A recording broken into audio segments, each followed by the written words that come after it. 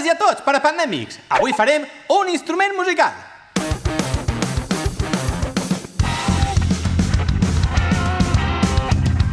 El parajoc, l'instrument musical.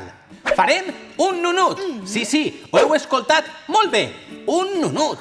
És un instrument musical molt senzill de tocar. A més, amb ell podreu cridar als vostres amics i, per descomptat, ho podreu fer amb materials molt barats o inclús els podreu trobar fent una volteta. Els materials que ens faran falta són canya de riu, una serra, paper de llimar, una llima, plàstic, gomes, tisores. Estos seran els passos que seguirem.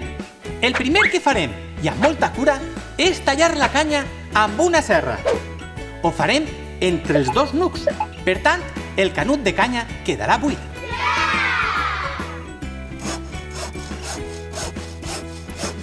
Si veieu que no podeu, demaneu ajuda a un adult.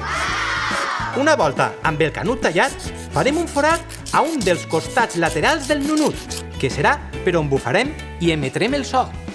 Ara, amb paper de llimar, llimarem tots els orificis de la canya, amb molt de compte, perquè no se'ns clave cap esgarda. Cal tindre en compte que la serradura de canya és polseta. Per tant, no devem tocar-nos els ulls. Una volta llimat, ens rentarem les mans. Ja ho tenim quasi acabat. Anem a per l'últim pas.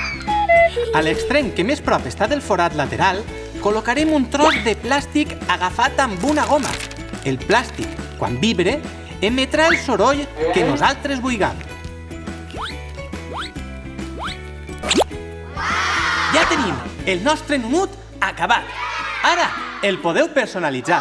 Jo hi he posat l'escut dels parapandèmics. Si voleu, també podeu pintar amb retoladors. I ara és moment de mostrar la vostra destresa musical. Per fer-lo servir, no hem de bufar per el forat. El que hem de fer és taralarejar, d'aquesta forma.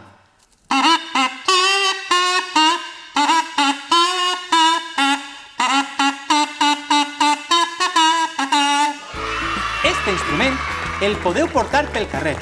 A més, us podeu inventar un idioma amb els vostres amics o podeu tocar qualsevol cançoneta. Espero que us hagi agradat. Fins la pròxima!